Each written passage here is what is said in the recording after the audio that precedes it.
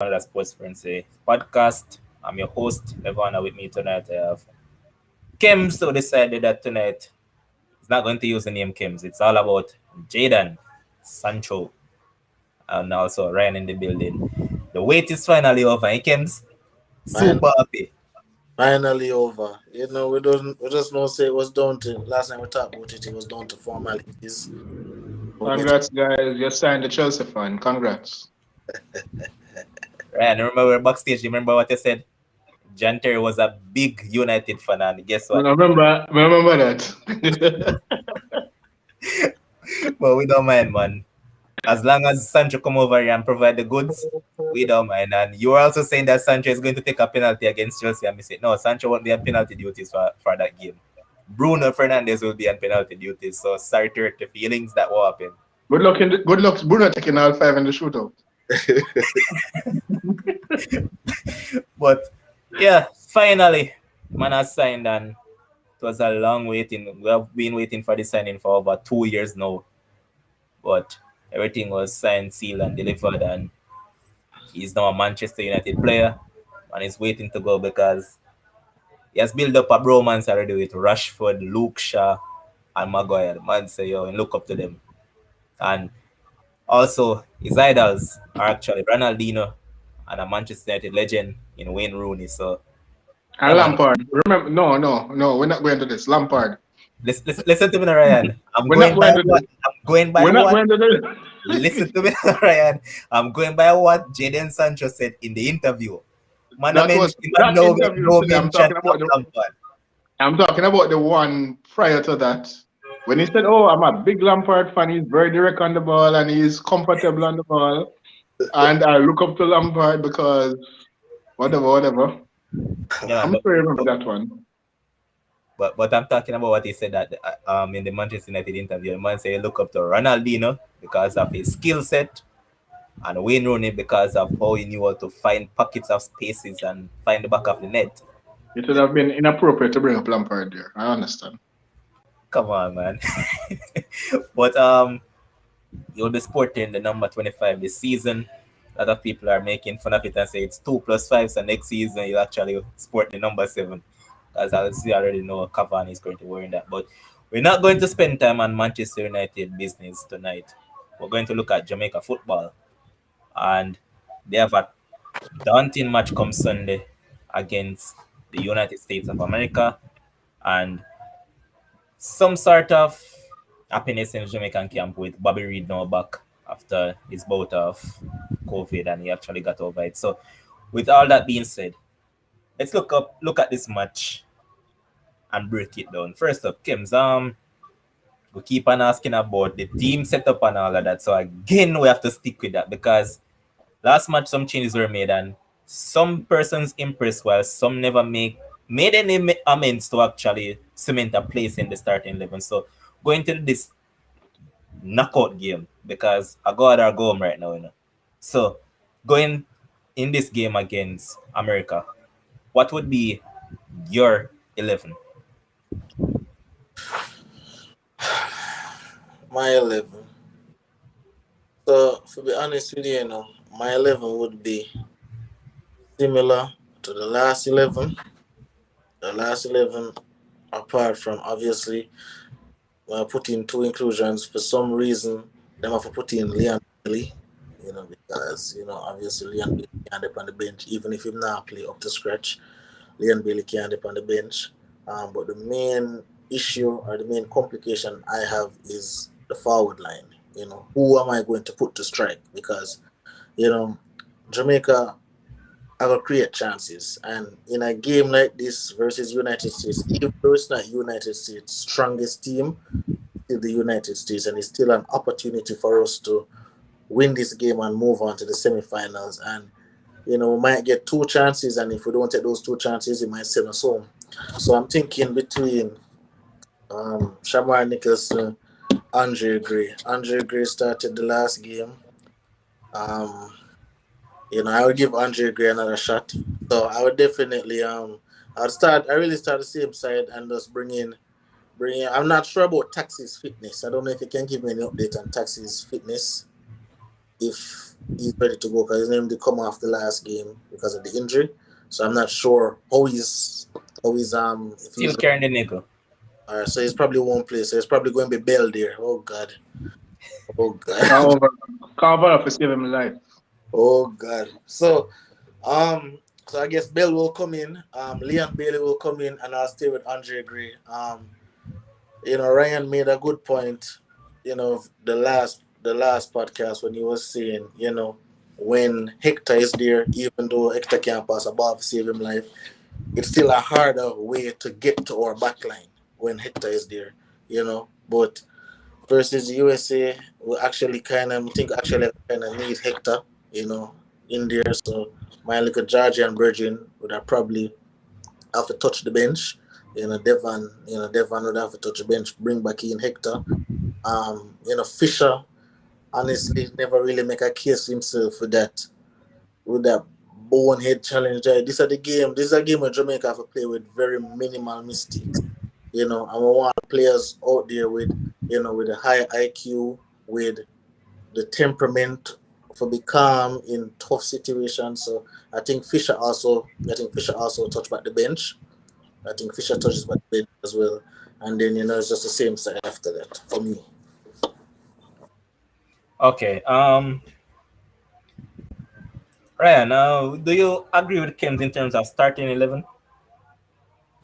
For the most part, yes, except for one and two positions in terms of obviously you're gonna have the captain in the goal. Low and Moore would play centre back for me. Um, Powell right back and Bell left back, unfortunately, based on the fact that Taxi is not there, more than likely will not be there, because I rather my left backs can overlap, my full backs rather, left and right. Bell does not do that. Bell is like Wan Bissaka, Jamaican Wan Bissaka on the left. Pass, man. In, in the midfield, I like my midfielders to can pass the ball, because you have to can drop, get the ball and pass it, or you have to can go forward and make a forward pass. So for that reason, I would not play Hector. So Kem's schoolmates will be in the midfield for me. As much as it is that Hector will give us more defensive covering, I would take the risk and play a passing game against the USA, given that it's not USA at full strength. At the front line, I would have Bailey from the right, Burke, and I would start Boza as well. So pretty much similar to Kim's, except for one and two positions. All right, so we're going to look at, Daniel Johnson. Oh yeah, forget about Daniel. Daniel will start as well. all right, so we're going to look at the game more in depth now. So in terms of how Jamaica go about breaking down this USA team, which has proven to be stubborn in terms of conceding goal, they have been defensively sound somewhat. Otherwise, from that game against Canada, that Canada really got them. For majority of this tournament, they have been solid defensively, even though it could be said that they haven't really been tested. But in terms of Jamaica, how do Jamaica go about breaking down this team, Kebs? Similar to Canada, go at them, play the passing game, play with your strength, which is to Jamaica is a faster team. And who is their captain again? Zimmerman or whatever his name will be? Yeah. What's his name? Yeah. He's He's out. out, right? Yeah, he's out. Yeah. So you take advantage of him being out. I don't know why American have that name as captain, but okay. So yeah, you take advantage of him being out and you play to win. You don't, because it's a knockout game. You don't want to play too conservative and you don't win. So you go at the USA and you go at their weaknesses and you take a cue from what Canada did. Canada attacked. The only difference is that Canada did not score. Canada played similar to us versus Costa Rica. Played very well, did not score. So you play like Canada, but you score this time. So yeah, that's how I'd go at USA. But you know what I've noticed with the USA so far in this tournament? They have been getting goals from their fullbacks, especially this guy. I think his name is Shopmore. I stand corrected, but I believe it's that guy. And even the other fullback, they have been getting goals from their fullback. So if you look at it from that standpoint, and as you guys pointed out earlier on, Bell, who is more defensively sound than Taxi. So whether Taxi fit or not, Bell should be the one in this match because you guys might be saying that, oh, you like when the fullback attack and Is he things like more that. defensively sound or is he just more defensively? He's just more defensive player. I don't think he's more defensively sound enough. He's better than Taxi in terms of defending. I'm Defensive not. is I'm better, not so sure. He is.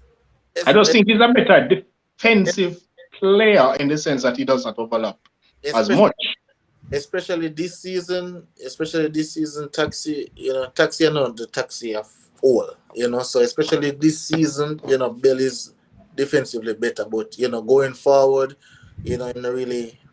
And Sherwin made a point where he said supposed to coach tell him not to go forward. But I was thinking, why would I tell Bell don't go forward, but then Taxi always forward. Exactly. So Yeah.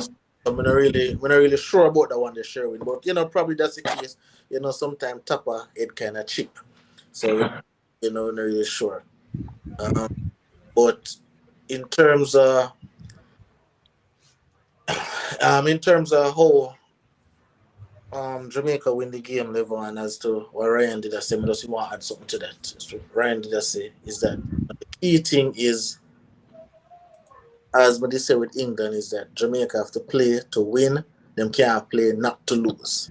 Because if we play not to lose, we are gonna lose. You understand me? We have to go there with the confidence, we have to go there with the swagger, and we have to go there and get the job done. I believe this Jamaica team can beat US, but it's just if them believe and if just them do them put the full package together from defense, midfield, forward.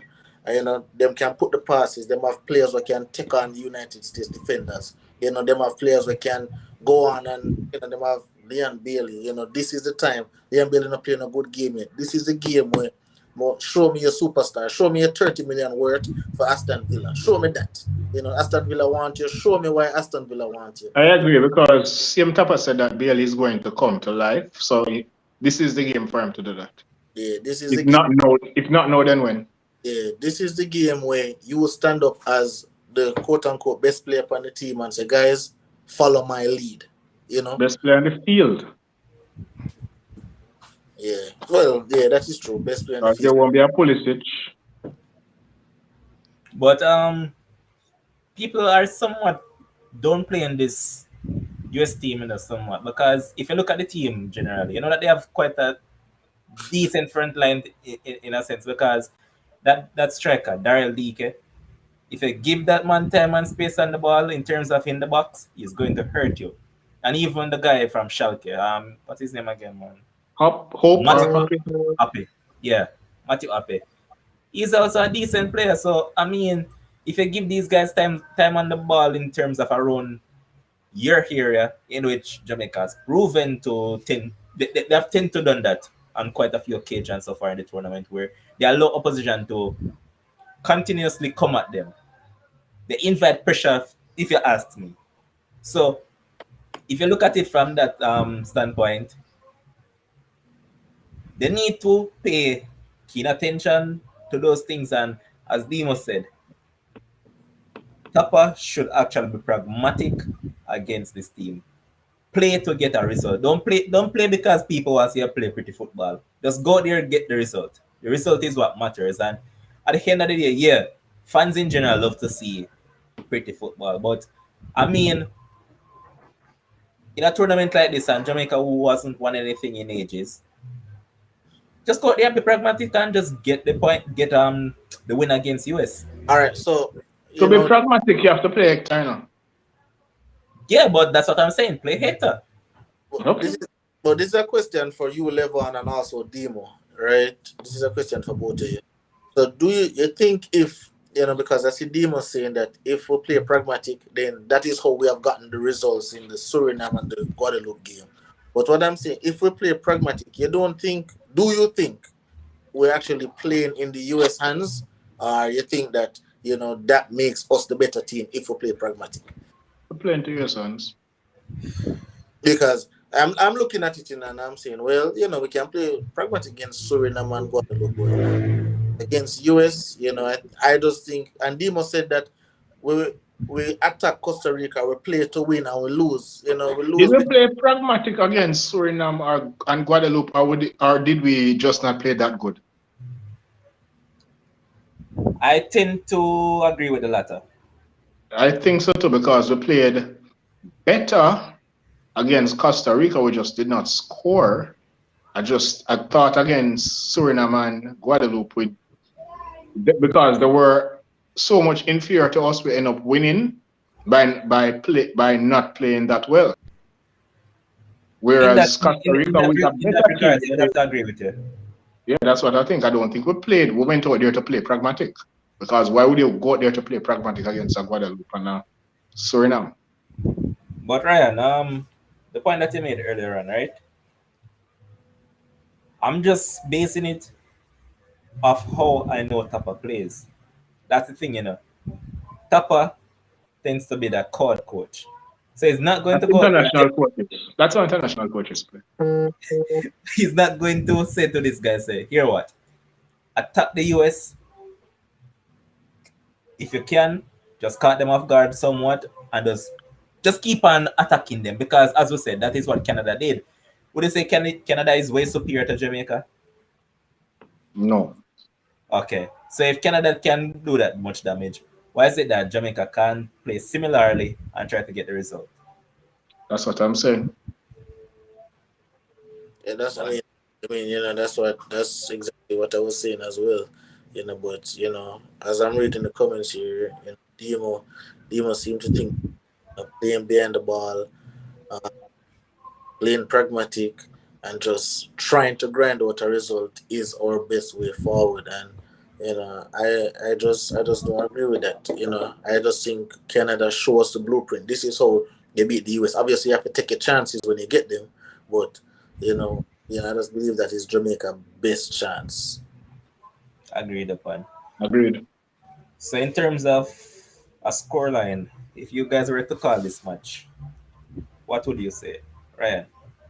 If we play sensible football and we take our chances, 2-1 Jamaica, just like 5, 6 years ago. Kems. Ah, so this is my thing, right? As this is my, I in the first 15 minutes, if Jamaica concede, then we're in trouble, right? But I believe that Jamaica will win this game. I give it Jamaica 2-1. Okay. Hold on a sec. So here is commonly asking this question. Any of you guys can take it on. The question is, do we have that player to be the thorn in the USA side? Well, Kems and Ryan Really? actually answered. They already said it. This is a game for Leon Bailey to step up. So it's either you step up and show your quality, as Kim said. Show us the reason why Aston Villa want to spend $30+ million on you. Now is the time for you to do that. Well, I want to know. Probably come on can give me some more some feedback on this. How is toe? Is his toe in? It was his toe, right? Yeah. His toe injury. How is his toe? Is his toe in good condition? Because I've been hearing that the toe has kind of hindered him from show us that Leverkusen performance. So I just want to know if his toe is good enough for him to come and at least show out and just give us a show. Just even if Jamaica don't win, but I want you to show up and fight with the team. Fight with the team, show the courage, show the heart, and who can know what might happen. True. Um, Next thing that I want to look at, I've been paying keen notice of a couple of international footballers, right? And one that comes to mind instantly is Pedri, the 18-year-old from Spain that plays at Barcelona. Why is it that Spain has played this man at the Olympic tournament, knowingly that this guy has played 63 games over the last 298 days? If you are actually a football man that cater to players. And I'm going to ask you the question, Ryan. Why would you select the man for this tournament, knowing that the man has played so much games in that short space of time? Well, based on what I heard is that the Spanish FA supersedes La Liga in terms of the clubs cannot determine who goes where or what. So, which is why the FAs can basically select who they want to select, and the clubs can't say anything about it. So it's kind of a unique situation from their end. I think in the English league it's kind of different, if I'm not mistaken. They basically running the guy into the ground. We see Ole do it a lot. We see a lot of players in the past who were young and have talent got overplayed and they developed injuries and it became a wrap for their careers. They peak at 17, 18, 19. So it is, I don't know, I can't really put my hand on it and say, yo, this is why this happened or that, but it should not have happened. That's what I'm basically trying to say. Okay, so here is Sherwin saying that them have enough quality could have make him stay at home and relax. No vacation for him. And he's Well, not he has to get his vacation, you know. He has to get his 3 weeks. Yeah, man, forget Because it. that his season will start, his vacation will be when the season begins. Yeah. But Tim, your take on it.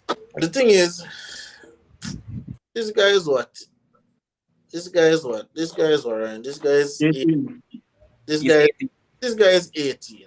Like, as I see come on say, like, what am I gonna stay home and play video game? Like, the man want to play football, especially from a standpoint where, you know, Spain don't win anything. You know, Spain wanted to win the Euros, but we know that go. You know, so Spain don't win anything. So I believe this is an opportunity for him to win a medal, for him to continue getting experience. You know, a lot of people just look on the negative side of it. Oh, he might get tired, or he might get burned out, or this or that.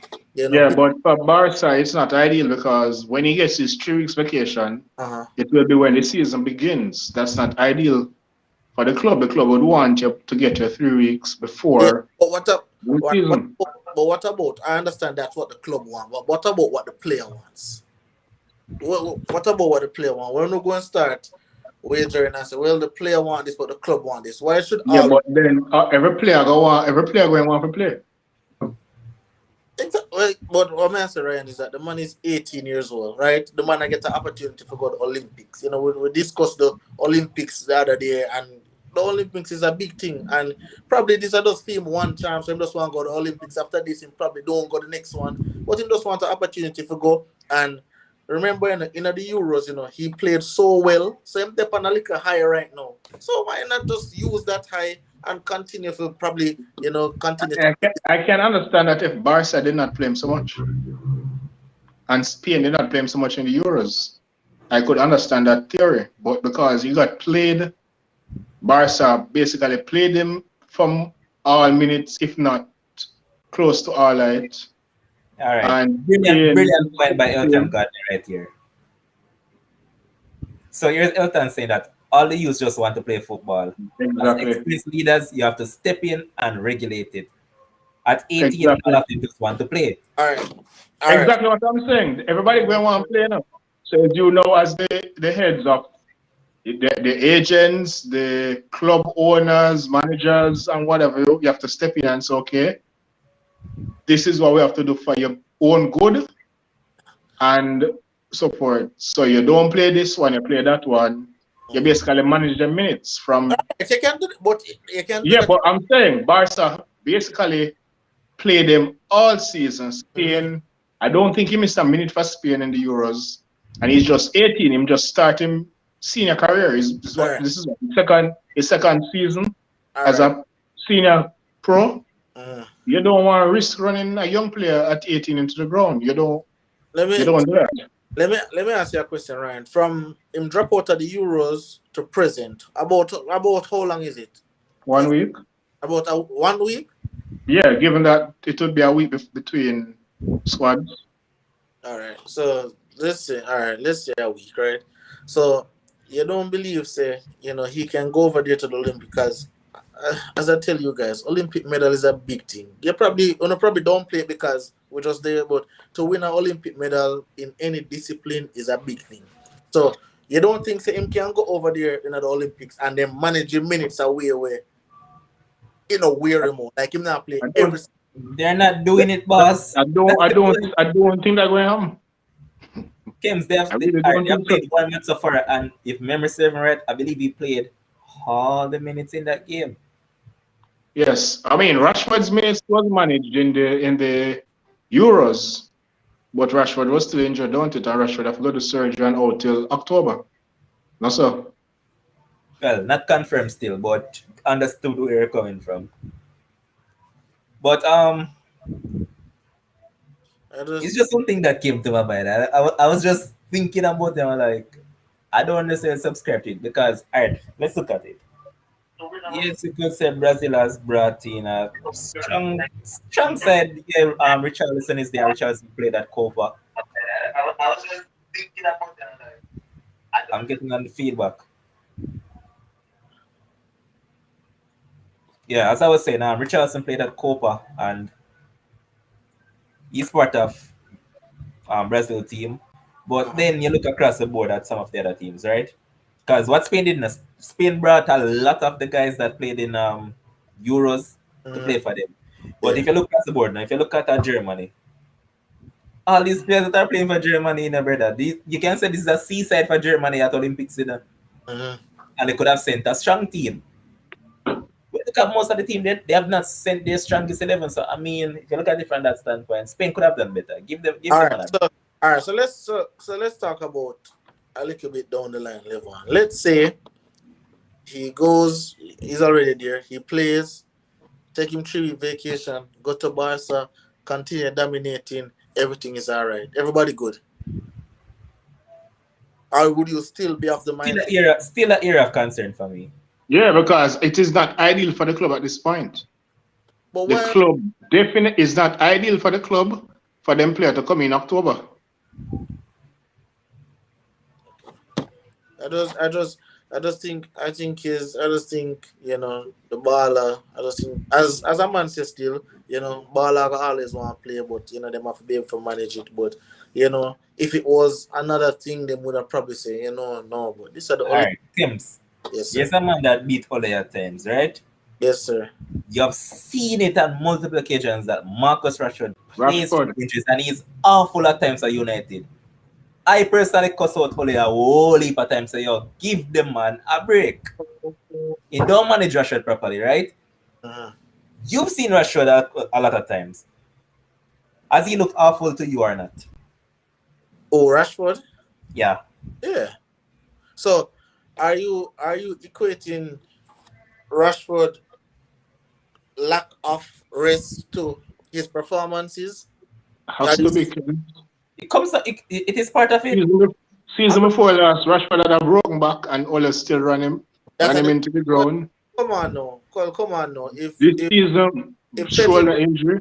but the thing, Rashford,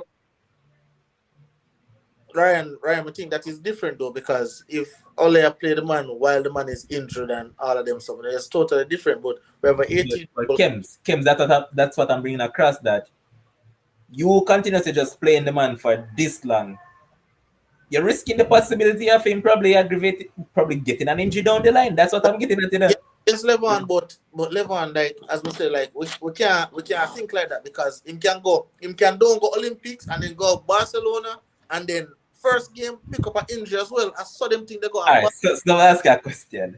He'll be yeah, that Kev, sport. you get that, but then there's a thing called overload in football, in sports. Yeah, That that's over. what is the that that is was the what I was going to critical bring to it. thing you have to look at. It's called overload. Why, and especially so young, why you want to overload a player?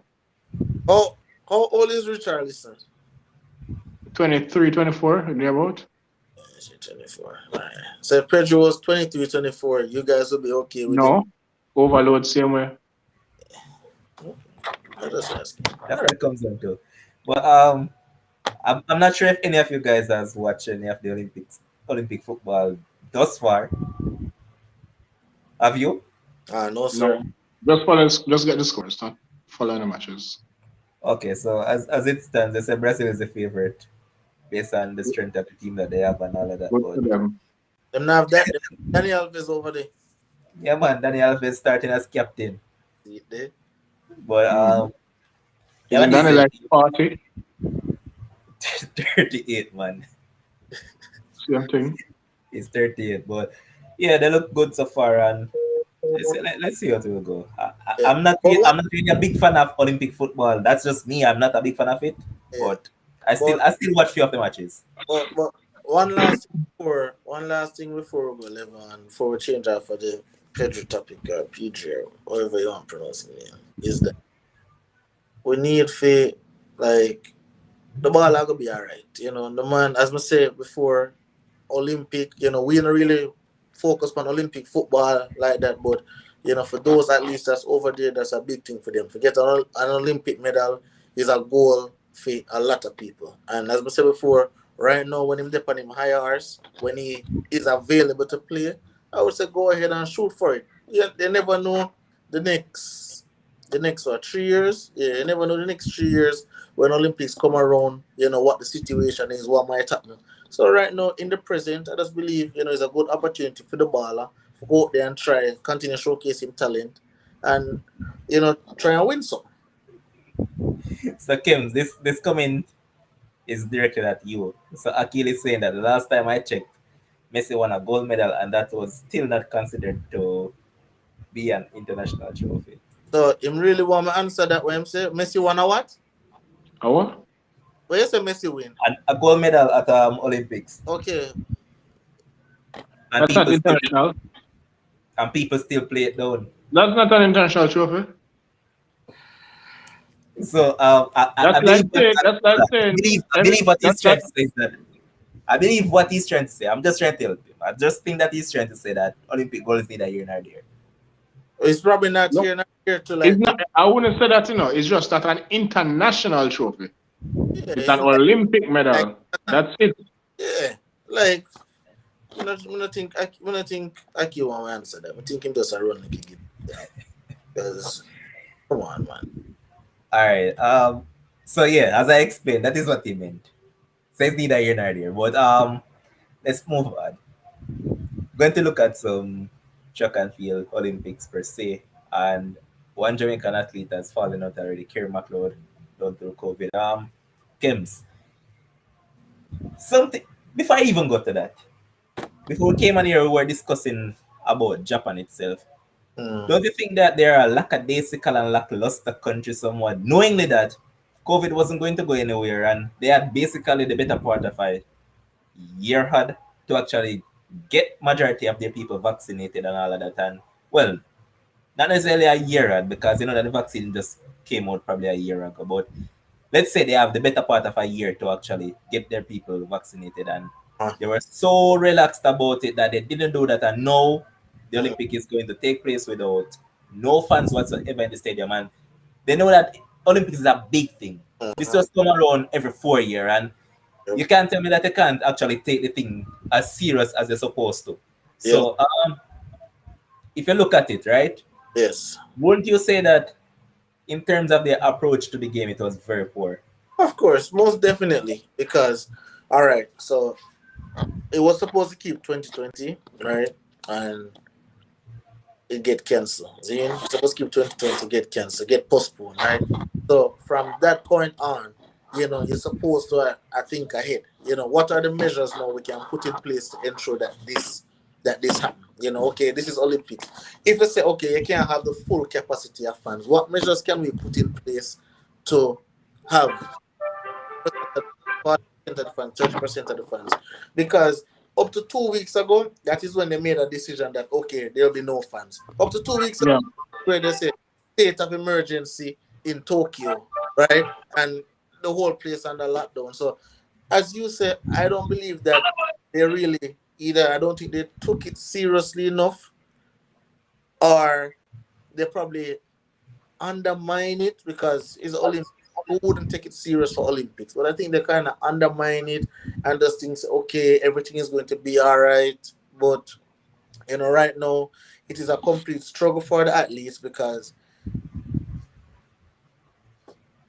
nobody's certain. Right now, nobody's certain. So the Shelley, the Elaine, Alison Felix, everybody, nobody's certain. They get COVID, they test positive for COVID, and that is it for you.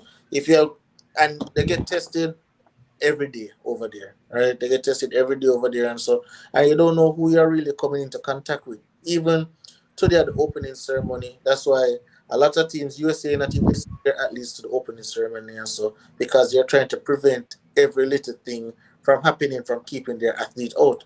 So I don't really know how the infrastructure and all those things set up over there and who is in charge and so, but I believe they could have had some better things in place so that we could have at least a little bit of fans over there and the athletes wouldn't be at such risk. You train all this time for the Olympics, you miss 2020, now you come to 2021, bam, you get COVID, that is it for you. Well, all right. As I pointed out initially, Kieran McLeod has gone down, right? Yes, sir. Do Jamaica have a replacement for him, or that's it in terms of an What's the athlete? event again? I believe he was going to do two events. If memory serves me right, I think it was the triple jump and the high jump. I stand corrected. Yeah, I know he was doing the triple jump for sure. He was doing the triple jump for sure. But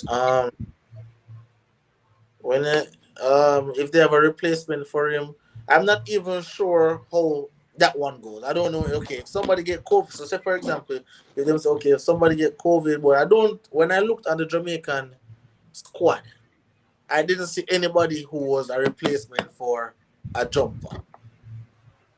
I didn't see that. So if So it is a triple and long jump. yeah, so if him get COVID, then there's no replacement for him.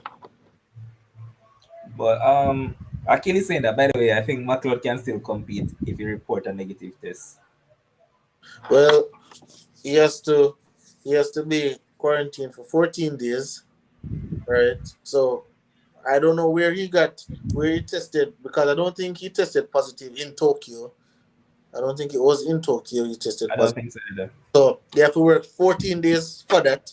And then after those 14 days, then if him test negative, then he has to fly over there to Tokyo and then to compete. I think that's I think that's a bit too much for a jumper who's doing two events. But what do I just don't think because that's why I see them rule him out from early.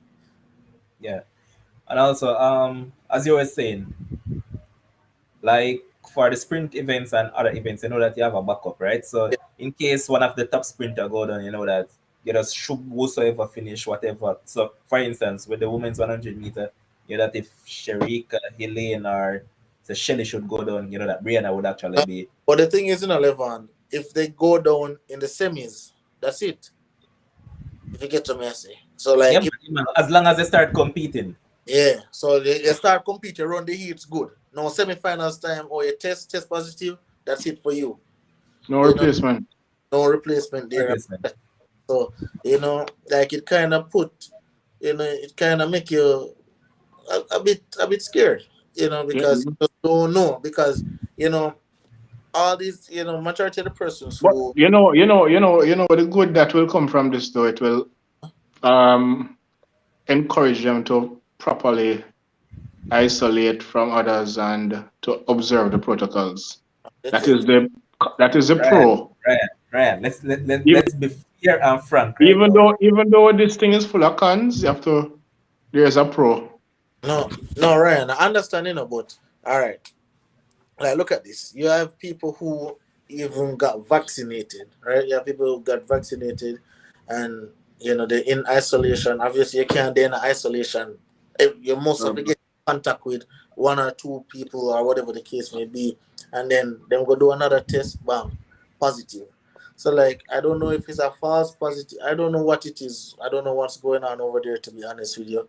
I just cross my fingers and just pray that... But it's kind of weird with Japan doing it. I mean, they have had state emergencies across Tokyo for the past maybe 6 months or more. They have had severe lockdowns right across the country and Tokyo especially.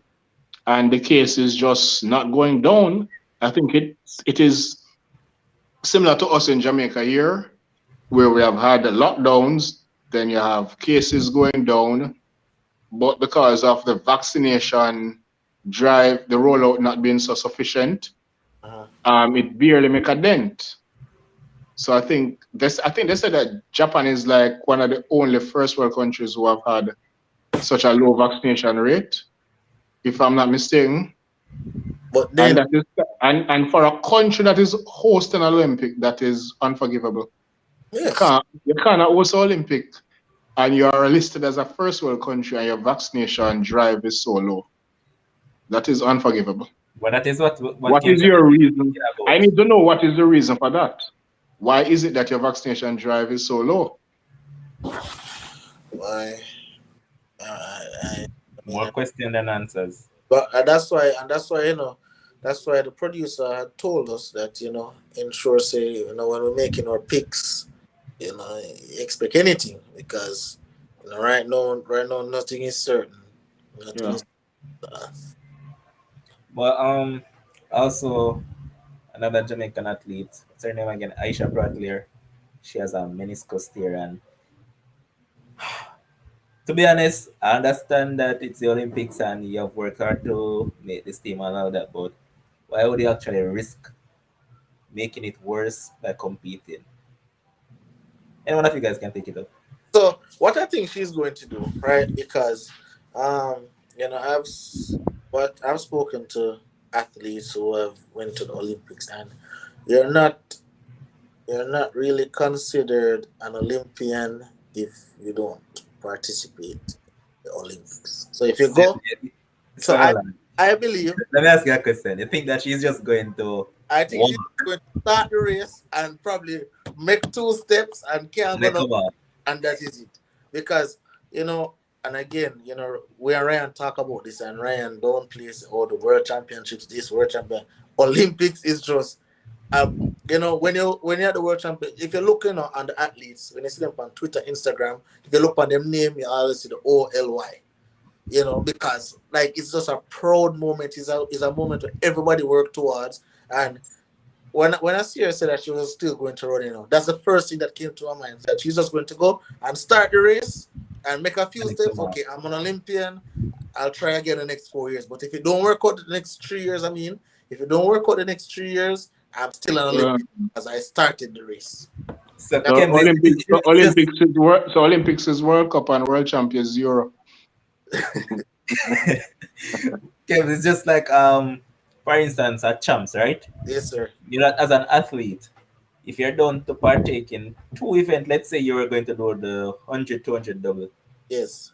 In the 100 you qualify for the final, and when you qualify you figure out that hey, you might have an injury, but you're needed to actually participate in another event. You Yeah. have to actually turn up at the start. Even if you actually false start, it doesn't really You get matter. the As point. long as you You turn get up, the point. you get the point. So it's Mm-hmm. just a similar case where she just want to have that OLY beside her Yeah, name.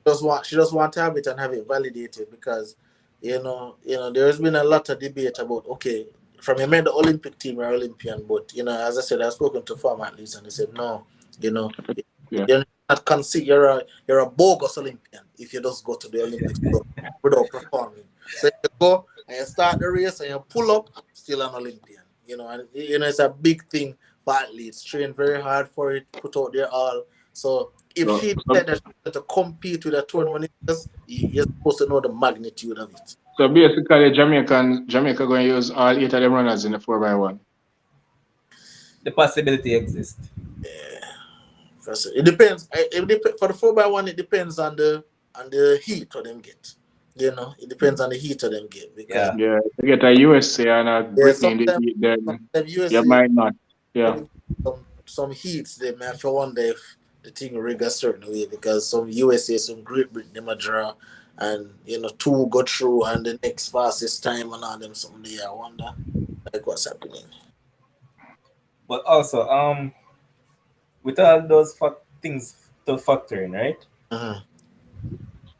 Does it now lower our expectations in terms of medal count? Because remember that the other night we were kind of you can use the word boastful in terms of say yes, They'll I don't actually think so. I don't think so, you know, because everybody gonna have the same reality. Well, no, well, I wouldn't say all that. right, Ryan, you have to look at it from this vantage point because just like you said that it will actually make them be more aware that you have to follow the protocols and all that. But remember that some teams has a smaller contingent at the games than some. So you know that when you True, have a true, larger true, contingent, true. That's true. the Yeah. possibility doubles for you to actually contract COVID. Vis-a-vis a team, for instance, I don't want to misrepresenting the country, but I remember a particular country. Well, yeah, I can use BVI, British Virgin Islands. They only have 3 athletes at the Olympics, right? Yeah, So you know that the likeliest possibility of them probably getting it is way less in terms of ratio vis-a-vis a Jamaica team who say probably have at least 50 or 60 people. exactly. Yep, Yeah. yep. But Even looking at it from that standpoint, you don't think that is actually lower medical? well, I Mm. wouldn't. I wouldn't. Given that you mention it that way in terms of um, it's a possibility where that can happen. However, what about the countries now with bigger contingent like a USA, Britain, maybe I think, and so forth? It will also um, do the same to them, It if will. not worse. But So but Ryan, if you look at it now, right? Let's use Great Britain for an example. In the events that we actually have Jamaica to gain medals, they don't really have any athlete that we actually think that can challenge us. Otherwise, Dean Asher Smith in you the know, 200 meter and probably in the 100 meter. don't you? Otherwise, from that, there's not really anybody for them. So they won't be a direct competition to us in terms of, yeah, as I said, they have a large contingent because I believe Great Britain has over 300 athletes. Italy as well as over 300 athletes. What So am I practice. do? Italy. Yeah, man. Remember that is not just track and field. It's right across the I board. know, but I'm trying to figure out what else them do. But All sorts of events that I can possibly think of. But looking at it from that standpoint, I don't want to say that it will actually be an hindrance to what we had initially predicted, and I hope that it won't be because we want to actually say, yeah, Sports Frenzy was on top of it when it comes down to prediction now. And also, not just us. We want the athletes to remain COVID free and actually do well for Jamaica and top the medal count that we have had thus far. Oh, that So, that reminds me. The prediction that we're doing is a preliminary prediction, or because you know when the game actually begin, you begin to see yeah, the realities of it is the preliminary. reality. Yeah, because it makes sense for it to be preliminary because when the games actually begin, you begin to see form. So it's easy to say, okay, based on before the game begin, you might have X, Y, and Z to be one, two, three, but then when the heats run, you realize that who you might have to win based on the form in the heats is not that person might not likely get a silver or a bronze as you may have predicted them to get. It may Yeah, man. be so, yeah. As we go on, and I'd say every day of the game that track and field takes place, we'll actually do a roundup and they will make alterations to our preliminary picks because, as I said, it makes a lot of sense because you might be here right now and as we said before, you look at that Gabby Thomas for example, right? We haven't Mhm. seen her since US trials. What if she comes and she does boom, she does blow out in the heat and she looks very good in the heat? That You have means to that we give just up. actually sit back and think and say, hey, we have to actually take that girl serious, and actually factor in her. But it's just a difficult game to be honest. I love the game and all of that, but a lot of things that just seems weird. For example, even the opening ceremony earlier on this morning. Oh boy. It was one of the worst ceremony I've ever watched, to be honest. And when I was watching it, I was like, when did I waste my time to actually wake up and watch this? So What time it happened?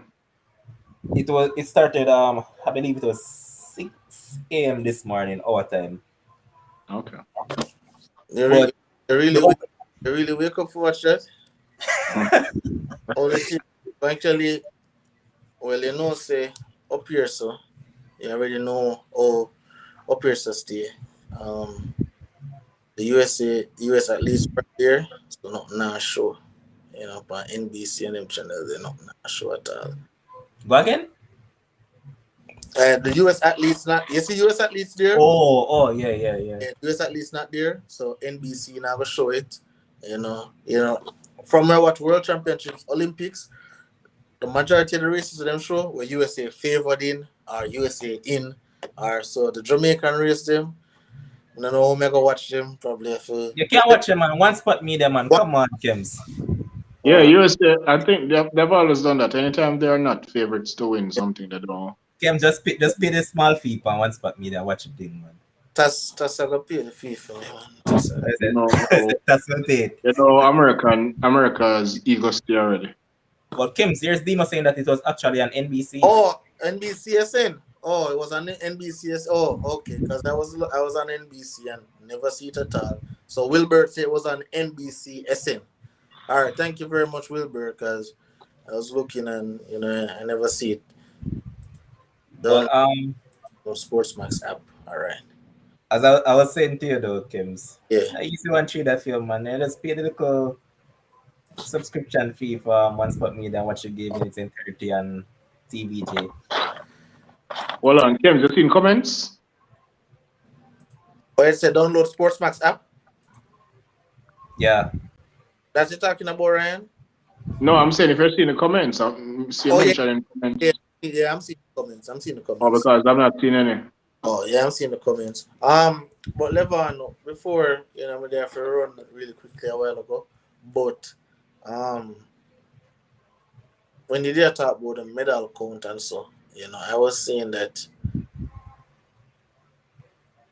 really and truly, the viewers and even us as, who was predicting the thing, obviously, if certain like situations happen, then certainly you have to cross off one of the things. Then, you cross off, okay, you say 1, 2, 3 for Jamaica and at 100. If some unfortunate happen, then, we just take it down a notch. But I believe that Jamaica will be fine, especially the brand name athletes. The brand name athletes, Elaine's, Shelly, and them. I believe they'll be fine. I believe they're in, on their little cardboard box bed. So I think they'll definitely be okay. But Kims, when you went away, Ryan and I was talking about. I was saying that our prediction that we did, is basically a preliminary prediction. So as we see things progress, we could probably just go ahead and say, okay, then ABC, whatever not. Because again, we're just talking based on what we have seen thus far. But you know that as we factor in those things, probably an athlete can fall down due to COVID or whatever reason. Definitely. So if so be the case, that we definitely need to make alterations to our prediction. So what I'm thinking, what we'll actually do is that we'll have a day-to-day roundup of the events that are taking place. So based on what has taking place throughout each day, we'll just alter prediction if we need to, so that we can actually still remain informed. But as I said, I just hope that none of our athletes, well, not just our athletes, I wish all the athletes can remain COVID-free and so we can have a good game, because it hasn't started off on a good note, as I said before, because again, the opening ceremony was trash. So that within itself, oh, Akil said that Akil Henry, this guy's a comedian. He said that the men will surprise us. I don't know, surprise how, if they can do any worse than we expect them to They're do. not going to get any medal at all. That's Akil on a serious level. Like, I would really want the men to do well, but we have to be honest. We have to be honest. We have to be fair, and our men are just not good enough. The times that they are running, It's just not good enough. 20.22 in the 200 meters not good enough. 46 seconds in the 400 is not good enough. Yeah, 9.99, 10.01 in the 100 meters is just not good enough. We just don't have the standard. We don't meet the standard. And, it's I mean, it's unfortunate. It's sad. You know, I see a stat that said it's the first time in 13 years that, we're going to have a new gold medal winner. You know, Yeah. so like it's just it really tough. And I thought when Bolt decided to hang up his spikes, I thought somebody would have grabbed the mantle. Johan Blake, probably Nickel Ashmead. I just thought that somebody would grab the mantle. Poor man, poor. But as we discussed before about it, at this point in time, it doesn't look well any at all because if you look at the junior athletes coming through, you don't really see any major talents down there either. And as people keep on saying, what a lot of these junior athletes tend to do is that they just do well short whatever meet they need to go, whether world youths or wherever. And whenever they gain scholarship to go overseas, that's it when it comes on the track and field. They just branch off to whichever field they feel like going to. And it's something that has been going on for a longer while about, but it's something that was generally associated with some of the females because they know that most females, once they reach class one, they normally just say, hey, this is it for me in regards to track and field. But it seems like it's now something that has trickled over into the male. Coming like you a football team and the Premier League. But honestly, it doesn't hug as well going forward. And as you guys said before, we don't mind if these guys actually go out there and just shut us up, We don't mind because it actually make Jamaica look good. Yeah. But guess what? It's hard to see them doing it. That's the point. And we're not going to sit here and talk from an emotional standpoint as if, yes, they can actually make amends to say, yes, shut up, sports friends, and analyst them. Yeah. And it's just not good enough. Yeah, that's just what it is. We'd love to squeeze them in. But if we are being fair, we just can't. Just can't, right? Sure, I'd love to give both the individual medal. I mean, Blake the individual medal that he wants. I swear. Yeah. But look at it though, man. Where are we going to fit him in? And that's the thing. And I said to you guys, as we go on, we're going to break down the Olympics each day as it comes. Another topic that has been scratching my brain and it's something that I've been paying keen attention to from the other day. A cricketing topic. So I've been looking at the T20 teams that have been going around, right? And I'm going to start with you, Ryan, on this. Hopefully I'll be joined by Dino. In terms of a T20 international setup, team-wise, which team you see out there that you can actually say that this team will go on to dominate T20 cricket? Dominate, as in a one team, none.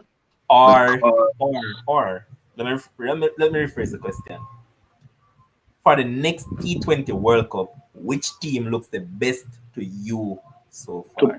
To pick a winner right now, it's very hard to say, okay, this team is clearly ahead of these other teams. That's very hard to do right now. It is easy to pick like a top four, but to pick an actual winner or to pick a clear favorite. Give me a top four. Top four: England, India, West Indies, Pakistan. Pakistan, really? I'm going to tell you why I say Pakistan. Pakistan because you know that pace bowlers generally over the last 3 years don't do well in T20. Pakistan pace bowlers have been doing well. Pakistan only lost the series to England, who is a favorite to win the T20 by about 3 balls. That is how close the series came. So it was a closely contested series between both Pakistan and England. So thing is that though, Ryan, I want to disagree with you somewhat because the next World Cup will actually be this year. So it's from Yeah. October 17 to November It's like 14. November, no sir. Yeah, from October to November. Mm-hmm. You see, when I look at England setup, us, this setup just have this scratch made. You know, it is the only international team that I see walking around that I can say, yo, the man them bat from number 1 go straight down to basically number 11. No, but that's what I'm saying. If it is that England could barely beat Pakistan, them only win the series by 3 ball, you have to give Pakistan them props because pace bowlers over the last few years do not do well in T20. If you look at the top 10 bowlers in T20, only one pace bowler in it. So if it is that pace bowlers, the Pakistan strength is their fast bowling. So if it is that is the case, then Would you, and would then you actually say barely, that this strength is their fast bowling? I think so. Alright, why would you say that though? Because of their performances. I mean, England, as I said, England and West Indies bat very deep. West Indies bat like down to 1 to 9. England bat right down to number 11, as I said. What else I said? India, Yeah, because because they are India, they have depth. That is the only reason I pick India to be a favorite because they have basically 2 teams that they can use. They have good depth off the bench. Pakistan, I think Pakistan can give any team a run for their money. Pakistan is, if I'm going to pick a dark horse, as I did with Italy in the Euro for the T20 World Cup, Pakistan will be my Italy. well, all right. As I was going through, let's look at the England setup, right? Player by player. So you know that they're going to open with Jason Roy and Just Butler.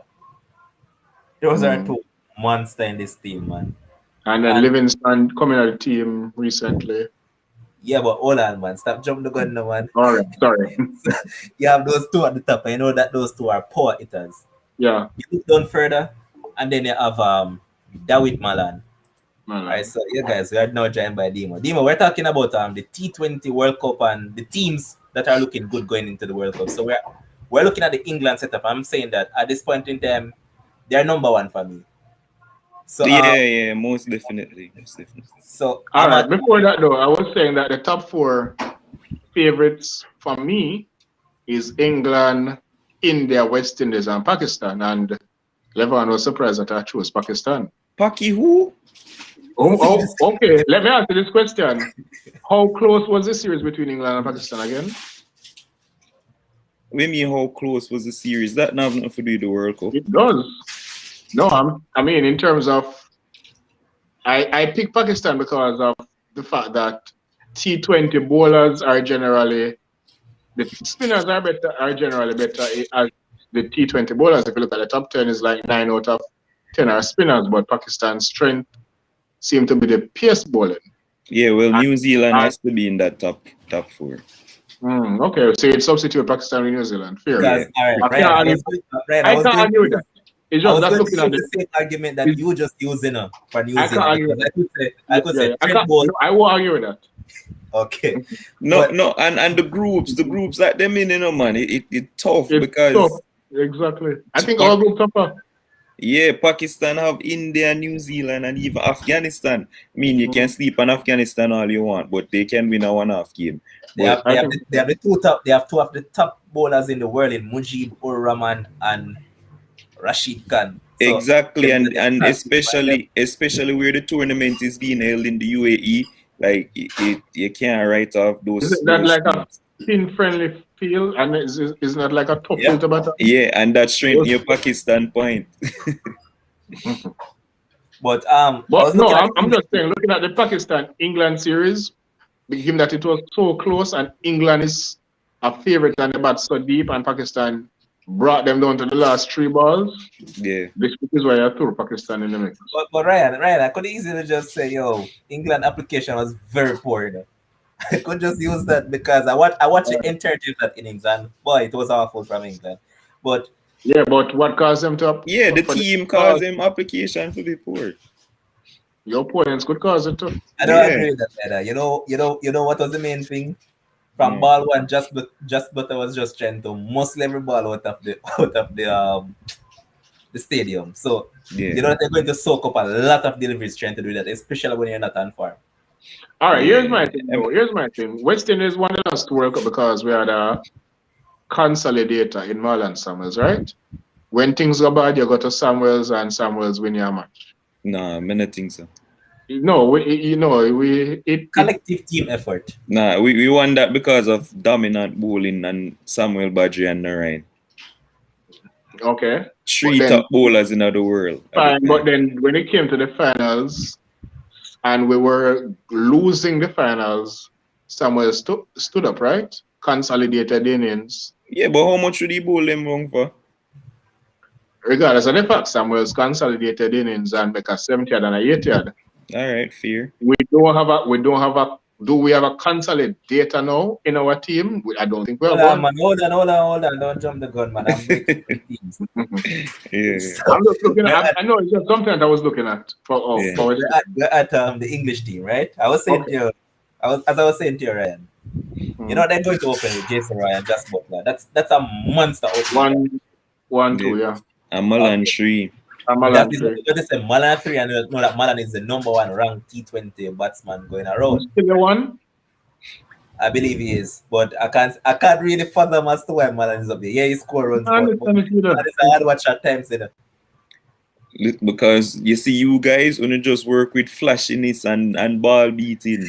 The man is a very good accumulator of runs. So boss. No, that is no, what I that- was going. That is Your what I team was comes just going right to back find to out Mr. about. Samuel. That is what I was going to say. That Malan is what Ryan is discussing about Marlon Samuels. He's the man that is going to grind around and just get the ones and the twos for the English team. And by the time you look, But Marlon Samuels wasn't no man we get no ones and twos. No, Marlon man, Samuels used to soak up a lot of that bars in a boss. yeah, normal. Yeah. But guess what? At the end of the day, you know that he's going to hold one hand for himself. But then you see with 50 off a 40. In no time. That's because of his boundary hitting ability. But yeah, I think West Indies on a whole don't rotate the shot. But we're not talking about West Indies yet. Carry on. Right. So yeah, and then next up you have Johnny Bairstow. Wow. And then you have a Moeen Ali, even though I don't think England set out their batting order correctly. I would have put Ian Morgan before Ali, and I'd also put Leon Livingston ahead of him as well. Because Yeah, I think Morgan should bat is 4 or 5. I think Morgan should bat is ODI position 5. this Livingston fella is no slouch, you know. This one is a monster. And Mm-hmm. I was like, you know that it's been a while since I've been watching him, because this is a man that plays franchise T20 a lot. Almost every T20 league there is, they can find this man. And then you look down further and you see, as I said, Moeen Ali, you have a David Willian, Chris Jordan, Adil Rashid, monster for T20 With the bowler. ball. And them can find Billings can make the team again. Boss, but watch here, you talk about Billings. Ben Stokes can make the team, really. When me can't make the team, the man just a come back from him. He'll actually come back in, man. But Of course. if you look at the setup, though, who would you put in? Ben might get a left spot. No, man. Ben Stokes gonna play for the Livingston, brother. Or Livingston. Yeah. Wow.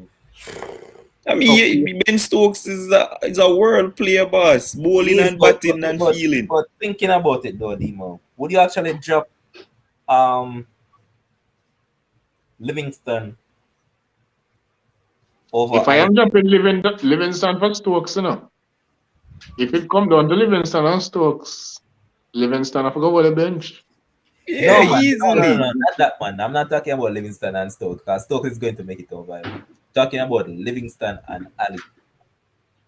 I mean, Because yeah. remember, both of them basically give you the same thing, you know.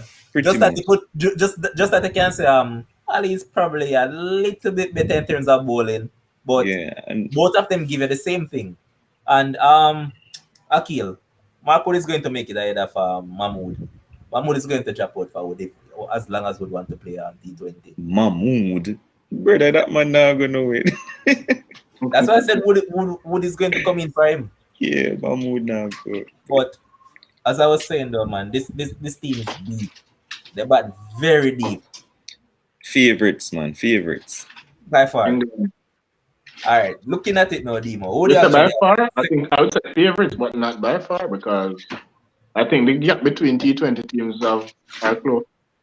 It's like top four or so. I think All Yeah. right, it's so close. Demo, who would you have as the second ranked team currently? Second favorite Sue in the T20 World Cup? Yeah. Well, I have it as a two-way tie because people are going to think I'm going to say India, but I definitely have New Zealand and West Indies at two. It's a tie for me.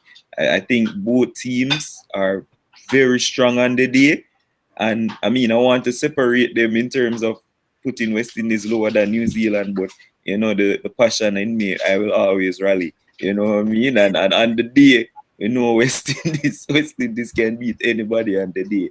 So it's very hard for me to split them. But New Zealand is just such a great all-rounded team, and they're exceptional. It's not just the bowling and the batting. They're just so exceptional feeling wise. And for me, if you have a great feeling team in the World Cup playing T20 cricket, your team is always going to do well in the team because listen to me, West Indies was excellent against South Africa and Australia the other day in the T20 series, and trust me, boy, you can see the improvement with those catches, that pivotal moments. And Fabian Allen stand out because of his, I mean, obviously his batting and Yes. bowling. I was going to ask you that, Demo, before we go on any further. Would you actually rank him as the best fielder in world cricket right now? I mean, top three for sure. top I'm three going to- for sure. I'm going to go one step further. I don't remember who was it that they interviewed for West Indies. I think Fletcher. it was Fletcher. And Yeah. Fletcher was saying that Walsh is the best fielder. Yeah, And Badger and commentary was like, Walsh? No, it's Allen. yeah. But Well, I'm going to go one step further here, Demo. Mm, There's a lot of good fielders in world cricket, you know. mm. But you see that Fabian Allen fellow? Best. No man. Jadeja is still one of the greatest fielders in a cricket That's- right now. Listen, boss, man. You In can't terms of- fight in terms of- Jadeja. Listen, man. In terms of throwing down the wicket, yeah, I'm going to give that to Jadeja. But in terms of outfield catches, Jadeja can't do that like Fabian Allen. Boss. I mean, a recency bias here used. Jadeja is the god of fielding. I've been saying that for a while, so it is going unfair for me now for just say, okay, Yeah, Allen.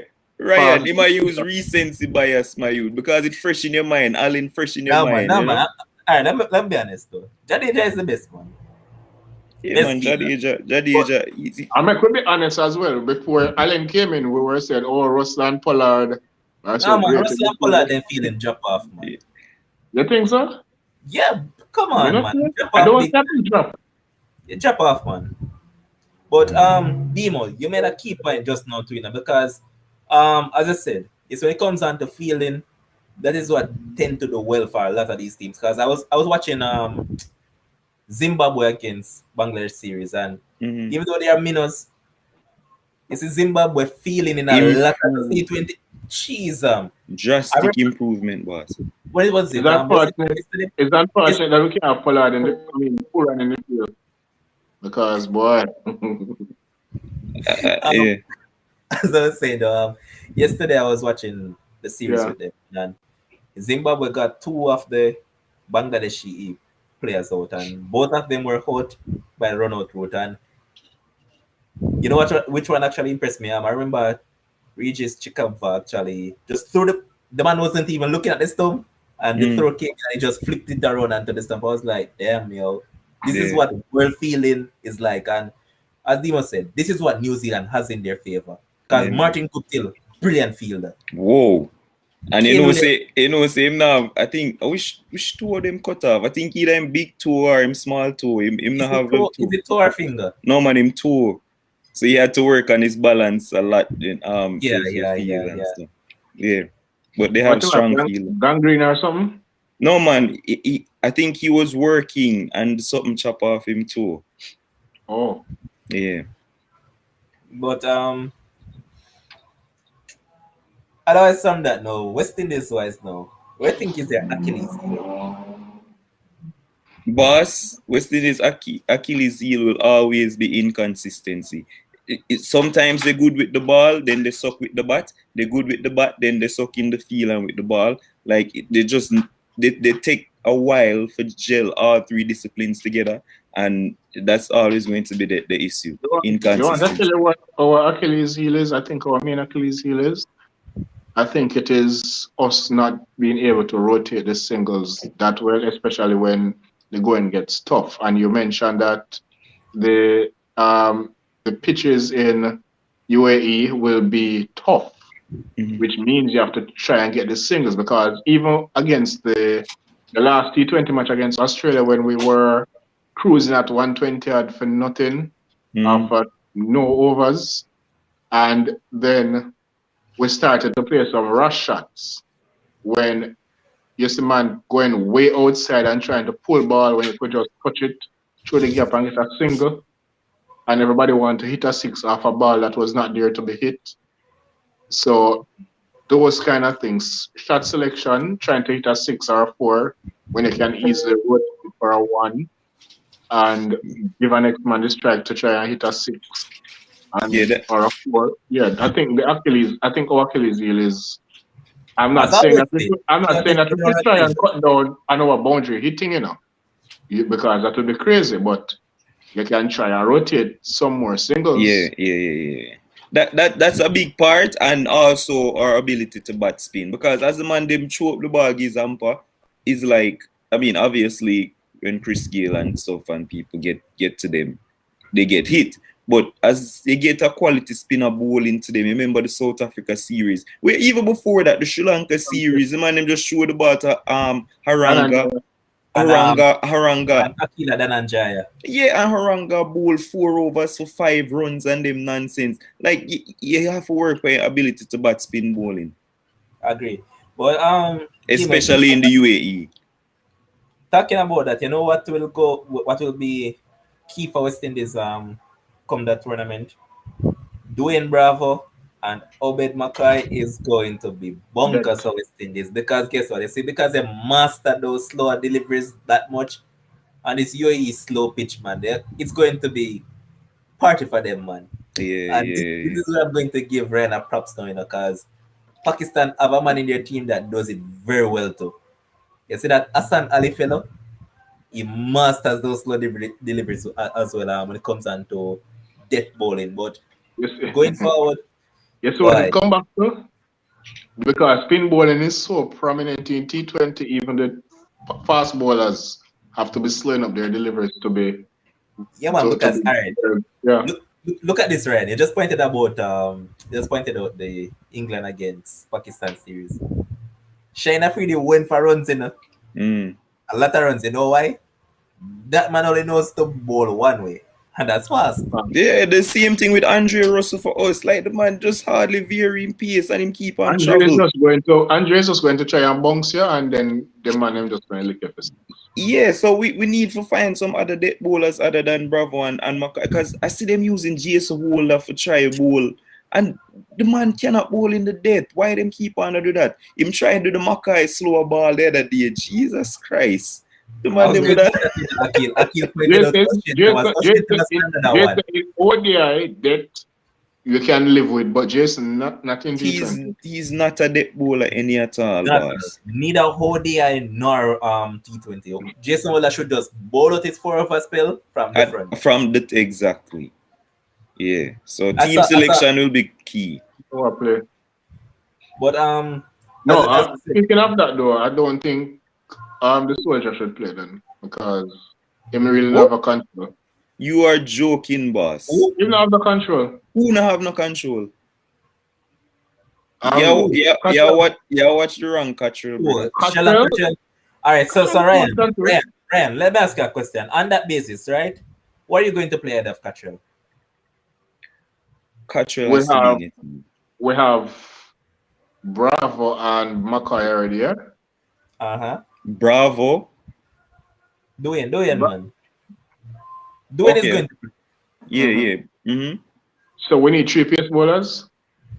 Yeah, you're going to need a third one. We need a third one. Okay. Russell Bowl, if you want to say that. I think the UAE pitch not going to be conducive to 3 or 4. You're going to count Russell as 3. All right, Russell 3. I don't think you need 4 then because it's UAE you're going to play. All right, so No team you have, is going. you have Listen Allen, now, you have Allen and Walsh. Ryan, listen to All me right. now. No, there's no team that is going to go into a tournament and is not going to play an out and out pace bowler. And it should definitely not be Fidel Edwards. But listen to me. I'm looking at my high school. See, this is not because I play against Hulk in a high school. This is not because I'm looking for 4 in a high school. But Cottrell. See, it's not about that. But Sheldon Cottrell as an opening seamer, left arm seamer in any team is a key. Not only that, Cottrell always gets an early wicket up in this spell. Always. World Cup, always a big performer. Not only that, he's a great fielder as well. So it's like you can't leave out Sheldon Cottrell, brother. The man always gets your wickets so up at you're his... going to bowl Cottrell, you're just going to bowl him out then? Yeah, he's not a death bowler. Because him can't go bowl a death. He's not a death Are you just bowler. going to give him 2 or 3 overs and say, all right, the rest of the man then take give him three up the front man and save. All right. Once he reach the what would they say, the 16th over, it should just be between Bravo and McCoy. And Walsh. No, not in T20. Yeah, Walsh. Definitely. No, Ryan, not in T20. You don't bowl Walsh down there in T20. No, you can't have 2. You can't really save 2. You kind of need 3 bowlers at the back. Ryan, listen to me, Ryan. You save Walsh for those death overs. Walsh is going to be clobbered. No, but in T20, you're going to need 3 options. You don't really need. If you're going with 2 alone, that is where you're going to need to fall back on a 3rd option. Yeah, that is where you're going to bring in probably a Russell over a Cottrell. You're going Russell. One of the two. So listen, it's all about situational cricket. Because we might say, no, we can't use Walsh. But remember, but if the team can, but if it during the game, the team struggling against spin bowling, definitely use him in the deaths. Like it all depends on the situation of the game. I think it was the first match against Australia. Walsh won us the game, and he bowled close to the death. I think ODI. The first match we won, wasn't it Walsh that basically brought us back in the game? The ODI game? Yeah. The ODI, remember that isn't it only one ODI that has been played so far? Yeah, we take Sorry, 5. the T20. Sorry, the first T20. Sorry, my bad. When we were losing and Walsh started. I have to dig way back in my memory and I can't really find that right now. So yeah, man, I think it's the time when Fabian Allen take the flying catch off him and then it start to collapse. Mm-hmm. But Dimo, Achilles in the comment section asking about this Guyanese fella, Buddha Keshmote. No, boss. Buddha Keshmote can't make this team. Brother, CPL. Listen, guys. I think the players that we saw in the T20 World Cup, in the T20 series just now, that's going to be. I don't know who going to perform in CPL that they might look at and stuff like that. But that team is very hard. How many spots we have? 15? Yeah. 15. I think right now 12 to 13 spots locked. Yeah, it's going to be hard to break into that. I'll go one step ahead, Ryan. I'll probably go one step ahead, Ryan. I believe there's a 99.9% possibility that West Indies has the 15 already selected. Here's my thing. If like a Brandon King, for example, perform, I think Spiceman's back gone. Spiceman not going to start. He not really do nothing. No.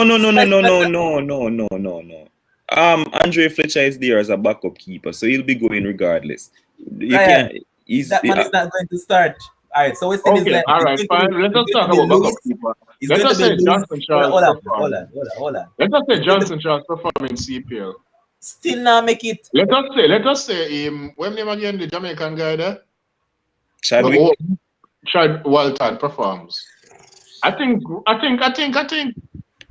Spiceman spot very shaky right now. Spiceman is nailed. If we're talking about backup keeper, if a backup keeper performs very well in the CPL, Spiceman spot shaky. Right, listen to me now.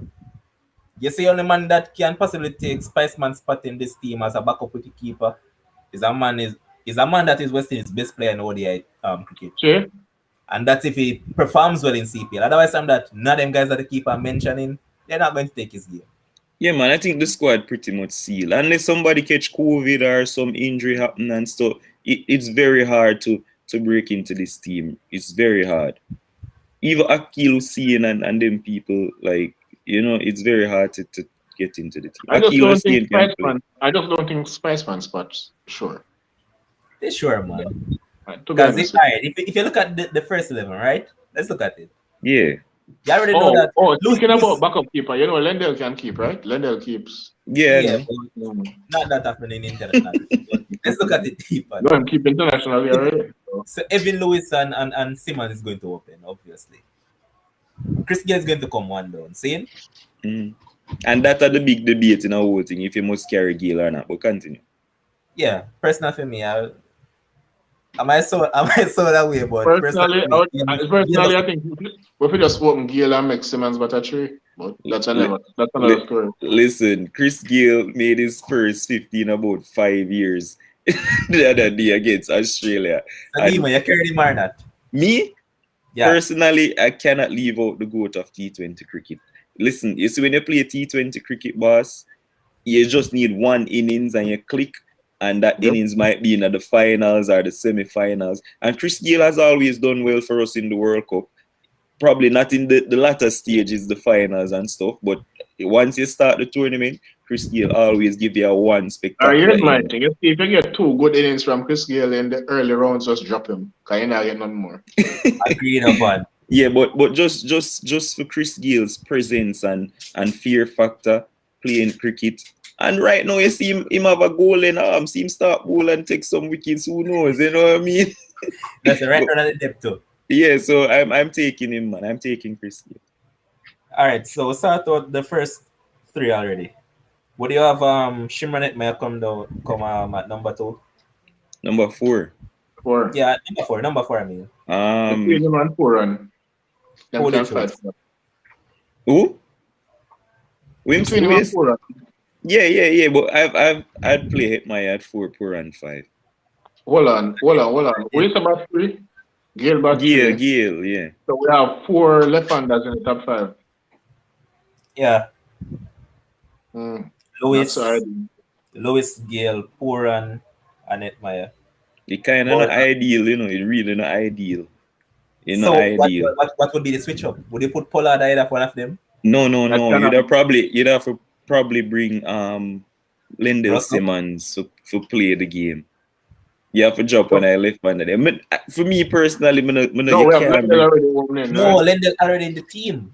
No, Lendell, you say. Lendell is open. No, Lendell opens with Yeah. Would probably make Gayle open and make Lendell split up. Demo. Gayle is not going to open. That's the point. Well, I guess. Remember that Gayle played right through the T20 series. Them, you know. All right, so fine. So either way, I still 5 in the top. I still 4 in the top 5. But Yeah. So my thing is this: you could bring Pollard further up in the order and maybe push down Puran, because at the end of the day, them bat the same way in terms of them batting style. Or Russell could come up. It depends. I think Russell needs to face a lot more deliveries, if me being honest, because I agree. I think the man can bat, and people just think him is a slugger we come face 3-4 overs and that's it. And you know what I think? You know what I think, to Demo? People might disagree, but I think Pollard tend to tee off easier than Russell. Yeah. Pollard. So Russell, one of Pollard and Russell should bat 5. All right. You think Pollard tee off? Let me tell you in terms of what I thought, Demo. All right, Russell, right? You know that when Russell come out, majority of times, what Russell tend to do is from ball 1 is going to slug. Yeah, so him tee off quicker than him. No, what I get that now is that it's because of that he's going to face quite a few that deliveries right up there, because it's not every time that it tend to pay off when Russell does it. So in that sense, as you are alluding to, I personally would bring Russell up, make him face a couple of deliveries. All right, so 1, 2. So Russell bats 5 then. Yeah, I would do that. That's what I'd do. I would do that. And then put Okay. Puran afterwards, then Pollard. Bravo, Bravo for about 8. Regardless. Bravo. And then again, it depends. Walsh As Jr. Dima keep on saying, it depends on the situation of the game. Yeah, Because yeah, even yeah. Bravo could be pushed way up Yeah, to be that yeah, one late runs. yeah. I see Akil keep mentioning Darren Bravo. Darren Bravo, you mean or Dwayne Bravo? Do we even talk about how Darren coming at the country? Oh. T20. We're talking about T20. Or Darren coming at the country.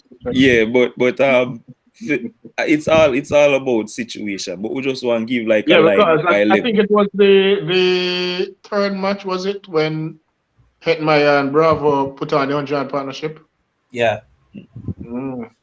So Yeah. Bravo, it can be done. Even though I don't trust Bravo as a batsman much these days, but Yeah, it's all about the situation of the game at the time. because I think Bravo came up for the right and left hand switch. Yeah.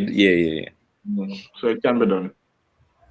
I just don't like the fact that we have too much 4 left-handers in the top 5. It have to be a bit. A bowler can just get into a rhythm against them because it just for one particular line. Yeah. It's not ideal at all. Yeah. But the table tells still. As I said though, if it was left up to me, certain man would have made this team. Who? That's real. As you said, Dima, Fidel was can make my T20 side. I mean, I doubt Fidel will be playing a lot of games. I mean, Either way, I'm not bringing him. you're not taking him? No. So who are you going to take over him? Can Ocean works. Exactly. So if I was left with a choice between All right, here's the thing. That is where the T20. That is where the CPL comes in. We get to see somebody go and show them on. No, Fidel was bowling hostile when he got picked, man. You can't. He earned this call up. Yeah, but then we need to see them in CPL to see if them really can. Yeah. Yeah. I mean, as I said, I think we have 2 open spots. Yeah, so we just have to wait and see. But I said CPL people going to perform. they look good so far. So West Indies is in good stead in terms of T20 wise. But somebody say Australia is the dark horse, brother. Australia is no dark horse. Australia is a mule. Australia will not do well in this competition. I can bet my house on that. They might do well, man. When Glenn Maxwell and Marcus Stoinis tee off, they're going to do well. No. I don't even rate Stoinis to even Russell class. Close to Russell. Much more. Stoinis is a monster, man. Don't underrate the monster. But Stoinis is not even close to Russell. That's an all-rounder. But as I said, though, it's easy to start out some of these teams, but based on the UAE, that will prove the weakness and the skill and the guile of bowlers. Because that Australia is going to go there with the Viper, Mitchell Stark himself, and Josh Hazelwood, in which I think is a better what would I say? Limited overs bowler than Mitchell Stark. That just Stark going to get it, right? Hazelwood is a what? He's a better bowler than Stark. I'm not going to start in a debate right now because you don't understand the cricket. You personally know that Hazelwood has hold on, why Cummins don't play T20? I don't really see Cummins playing T20. Wait, me, of course. Because many really see what happened? He put out this one. They're resting him for these couple series that they have. Yeah, remember them not bring a lot of players. David Warner. I think Cummins is the best bowler, but all the stars rested. That's the thing. David Warner, Smith, Stoinis, all of them never come back. Them volunteer first. Yeah, so they're coming. See, somebody agree with me. Oh wait, he's a better overall bowler than Stark. Exactly. I agree with you. The man actually agrees with me. That's definitely not true, boss. Dima, it's true, man. Even test cricket. No, I think Stark has more. I think Stark has more variation. Exactly. He doesn't. Yes, he does. He doesn't. Stark has more variation. Hazelwood cannot bowl in the net. I can guarantee you that. They use that over Stark bowl to Russell. Okay. And that's where him do consistently. Spearing Yorkers at the 2 and make stumps line up. He sprays the Yorker at the net and get hit up at the front. No. But Hazelwood can only bowl No, his that's the four up thing. the top. That's variation. That's the thing with variation. You're going try things. You're going to get hit. Because And you're going to try things. You're going to get wicket. if Hazelwood bowls at the death, he's going to travel. Because him only hit a good length. That's Consistent it. line. Yeah. Yeah. Hazelwood is a The consistent man is line a bowler. better overall bowler than Stark, though. He's definitely not. Test cricket has proven it as well. Because when it comes on Test cricket, Stark can't bowl nowhere close to Hazelwood. No, that's the difference with Test cricket. Yeah, nobody now argue Test Test cricket. cricket is But a this is what consistent. I said overall, he's a better Test bowler than cricket, Stark. a consistent line works. If you try consistent line in T20, you're going to go for runs. The man then No, go and but make a Hazelwood does it. I think Stark is a better limited over bowler still. Hazelwood does it, brother. Hazelwood don't change anything in T20 cricket. You know? The man In just T20, just hit a length and a line. yeah, and that's why the West Indies bowler then beat him. When The batsman they beat him. I mean, right, they didn't. It's only probably one match that they Yeah. they beat him in one match. Yeah, man, they go for runs now one match. And the I think it was rest the of 190. the It was the 190 match. I think you go for runs. Yeah, but the rest of the before we close, we really asleep at India with Boomerang. No, we're not. I had India in my top 4. We're not. Oh, you had India? Yeah, in my top 4. It's just Okay. that I think India. I just don't think India. I just don't think India can win it, but they have 2 teams that can win it. India can find 2 teams. They're ready. Good enough players that can win it, but I just don't think them have the X factor to it. Listen to me, boss. Those conditions, brother, I don't really want to write off India, my youth. I don't. And they're going to call Bumrah the X factor. No, Ishan Kishan playing good cricket now. Yeah, I have all of these guys. Ishan Kishan has failed internationally. Kishan new today. Yeah, listen to me. Just don't sleep on India, boss. Listen to me. Ishan Kishan is an average cricketer when it comes down to international cricket. No, I wouldn't say that. That man will kill you on the domestic circuit, and once it comes down to international cricket, No, Kishan is new to international cricket, so I wouldn't say that. still has failed. But yes, I manage Pandey. Don't sleep on India. That's all I'm saying. Kishan new to this. So I wouldn't say that about What will actually come true for India is Yuzvendra Chahal, that man quality bowler. You know that UAE will actually suit his style of bowling. Yeah, and the spinners, all of the spinners with them have. Ashwin, Jadeja, and all those guys. So, Deep, we turn the ball both ways. I think he might be the X factor. that will tell. it. But may I call the winner right now? England will win the T20 World Cup. And I'm calling the winner right now. England will win the T20 World Cup. Not a bad Okay, call. at least we agree on so. Okay, I think all 3 of us agree on that. Not a bad call. Because all the 3 of us agree on that, this is where we're going to end the show. You know what to spoil the fun. Thanks to our viewers that have tuned in throughout the night. It was a pleasure being here with you guys once again. Thanks to everyone that tuned in from YouTube, those on Facebook, and thanks to Demo, Kim, who was here earlier on, and Ryan for being on the panel. And this is not possible without your viewers, as I said, and our producer Josh Call. Until Monday, take care, guys. See you soon.